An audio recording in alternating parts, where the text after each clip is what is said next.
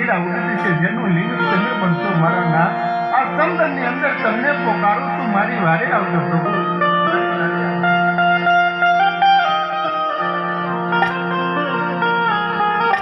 અત્યારે મારો લાડીલો ભગત રાજા અજમલજી સમુદ્રની અંદર ડૂબવા લાગ્યા. સમુદ્ર વલોવીને સાવ થાકી ગયા છે. દરિયાની અંદર કઈ માર્ગ દેખાતો નથી. માટે લાઈ સોનાની દ્વારકા દરિયાની અંદર બનાવું. સોનાના બેડા લઈ પણીહારીને પાણી ભરવા મોકલું. કઈ લંબાવી અજમલ ભગતને સમુદ્રના કિનારે લાવું. રાજા અજમલ મારનાર કરતા દુનિયામાં તારનાર ઘણો મોટો હોય. જઈને આ ભક્તિ મારી ખરીદની સુંદરીને બોલાવી, રાણી રૂકમણીને બોલાવી, દરિયામાં સોનાની દ્વારકા બનાવી.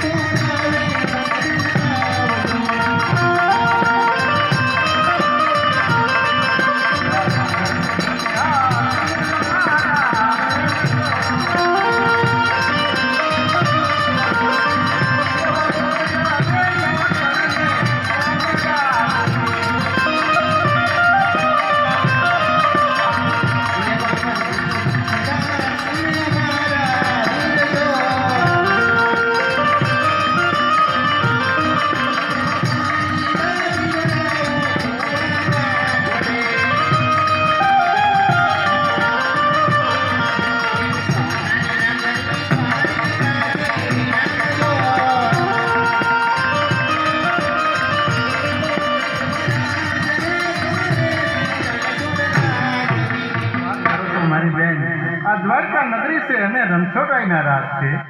વાહ મારી બેન વાહ, સમાચાર તો તમે મને બહુ સારા આપ્યા. તમે પાણી ભરી ઘરે જાઓ, હું પણ પ્રભુના દ્વારે જાઉં.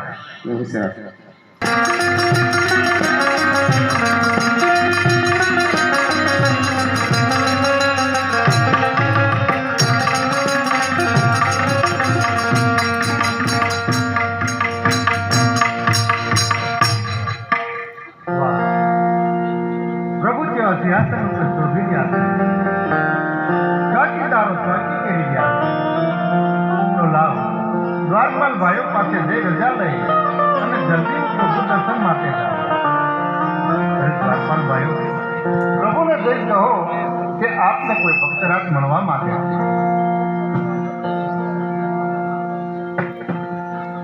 રોડિયા, મારો લાડીલો ભગત છે એને અંદર આવે.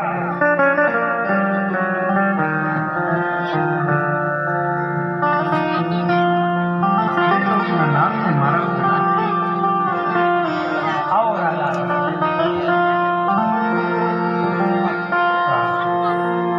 આ હું શું જોયું છે? દુઃખ તો મૃત્યુ લોકના માનવીને પડે, અખિલ બ્રહ્માંડના માલિકને પણ દર્દ છોડતું નહીં હોય. લલાટે પાટો બાંધ્યો છે, વળી રુધિરની ધાર વહી રહી છે. તો લાવ, પ્રભુને એક પહેલા પૂછી જોઉં કે આ લલાટે પાટો શેનો બાંધ્યો છે?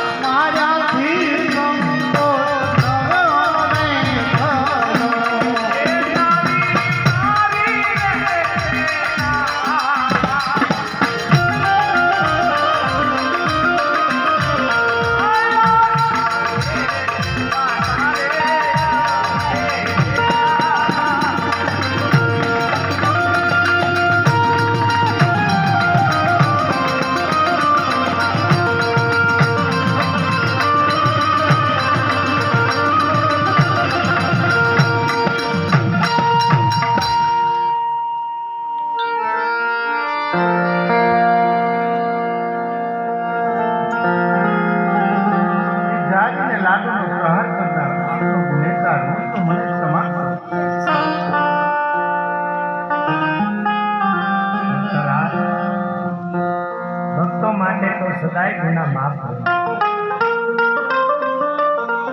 આપને દેવામાં કોઈ જાતની ખામી નથી. કોકણગઢના રાજા અજમલને મારી પાસે આવવાનું કાંઈ કારણ તો છે ને રાજા? અંતર્યામી છો, ત્રિલોકના નાથ છો. બીજાના મનમાં શું જમી રહી બધું જાણો છો, છતાં મને કેમ પૂછો છો? એક ભગતના મુખે સાંભળવામાં એક મારા સ્વાર્થ માટે અને એક પરમાર્થ માટે. વાહ રાજા અજમલ વાહ,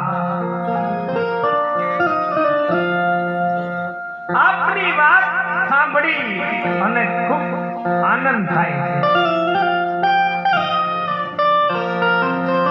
મનુષ્યનો માત્ર એક ના એક જ નિયમ હોય છે, પોતાના સ્વાર્થ માટે જ વાત કરે.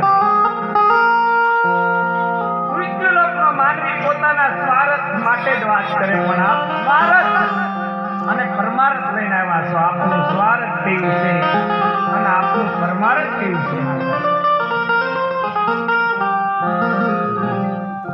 તમે મને દેવામાં તો કોઈ જાતની ખામી નથી રહેવા દીધી. પોકરણગઢના રાજ આપ્યા, પાટ આપ્યા, સુખ સંપત્તિ બધું જ આપ્યું, પણ પોકરણગઢની રૈયત ડગલે ને પગલે મને મેણા બોલે. મારી રૈયત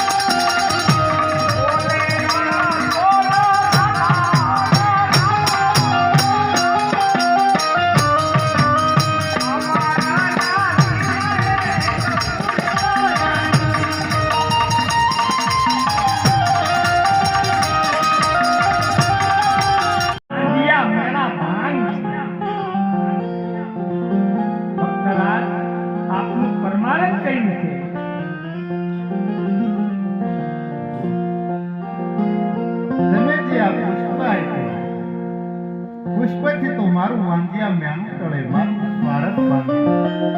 પણ મેં તો તમને સ્વાર્થ અને પરમાર્થની વાત કરી. પરમાર્થ કહેતા કે મારી પોકરણગઢની ધરતી ઉપર વ્યારવા નામનો રાક્ષસ 12 ગાવ સુધી પશુ પક્ષી માનવ કઈ રહેવા દેતો નથી. આવો પૃથ્વી પર પાછું સ્વર્ગ ચાલી રહ્યું છે. કહેવતમાં કીધું છે ને કે 100 રૂપિયાની મૂડીવાળા મૂડીવાળા ન કહેવાય, એમ એક પુત્રએ પુત્રવાળા પણ ન કહેવાય. જો આપણે પુત્ર દેવો હોય તો જગતમાં પૂજવા લાયક, નામ રોશન કરે તેવો આપ જેવો. આજ મારી માંગણી કરો, આપના ઘરે જન્મ ધારણ કરો, ભેરવા દત્તનો સહારો. તમારે મને એક વચન આપવું પડશે. જો તમે મારા પોકરણગઢ પધારતા હો, આજ તમે તો કે અજમલ વચન આપવા તૈયાર છે. પોકરણગઢમાં હું જન્મ ધારણ કરું, જ્યારે મારી સમાધિ લેવાની વેળા આવે, આપના હસતા મુખે મને સમાધિમાં લાવવા દેશો. જ્યારે હું સમાધિ લઉં, બ્રહ્મા વિષ્ણુ મહેશ જો મારી સમાધિનો પડદો ખોલે તો ખોલવા દેતા નહીં, નહીંતર પૂરા કુળમાં કોઈની કૃષ્ણ અવતાર ધારણ કરે. આ તમને મંજૂર છે? હું આપને વચન આપું છું કે જ્યારે આપ સમાધિ લેતા હસતા મુખે આપને વિદાય આપતા મારો કોલ છે. મહારાજ, મારો ભગત મારાથી અડધો નથી હોતો. મારો ભગત તો મારા રૂપિયામાં રહે.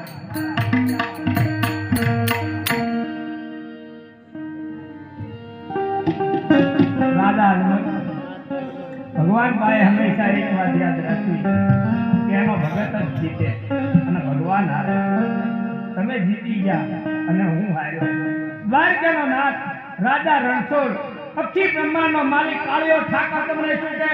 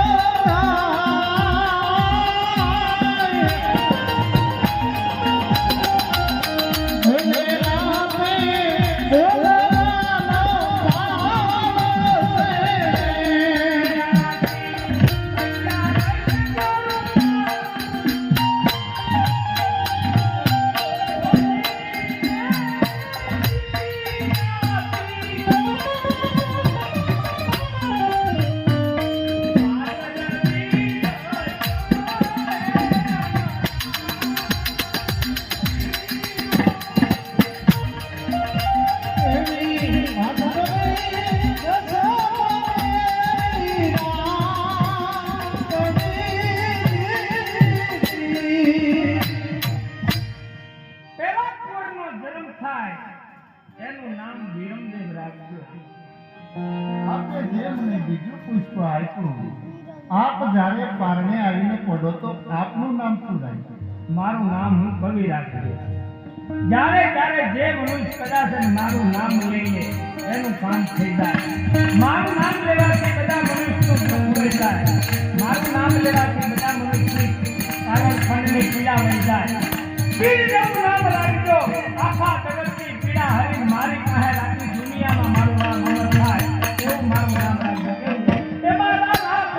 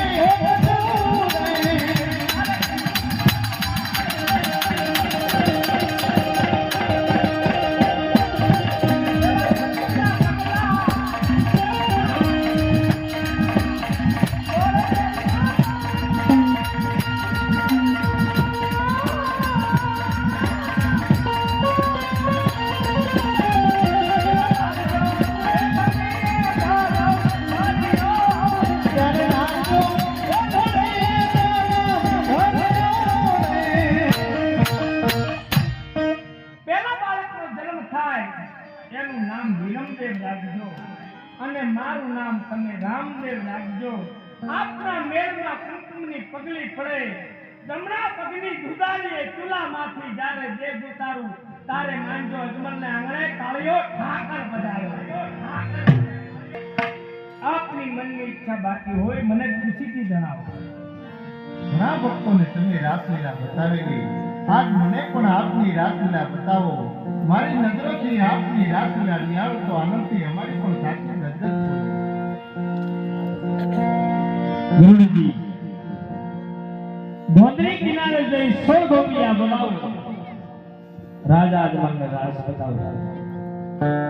રામદેવજી મહારાજનો ઈચ્છા કરતા રમતા ભગવાનના જન્મ સુધી અને ભગવાનને આવવાનો સમય બેહ્યો.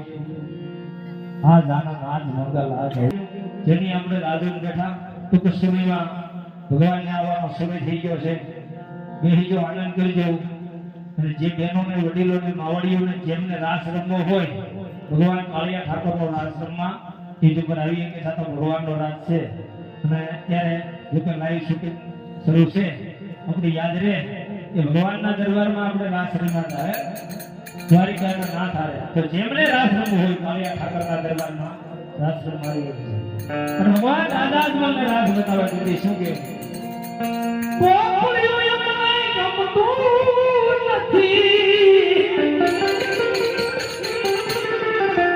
યમના માગે ખાલી ત્યાં ये वगैरह रास કોઈ આવી કે મિત્રોને જેમને આવવું હોય રાસ બહુ જાજો સમય લેવાનો નથી એટલે જેમને રાસ રમવું આવે હે મારા વાલા હારે મારે મે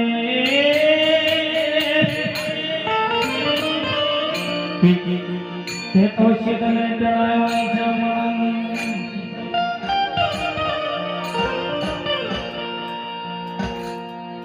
એ મારા કાનુડાના બાગમાં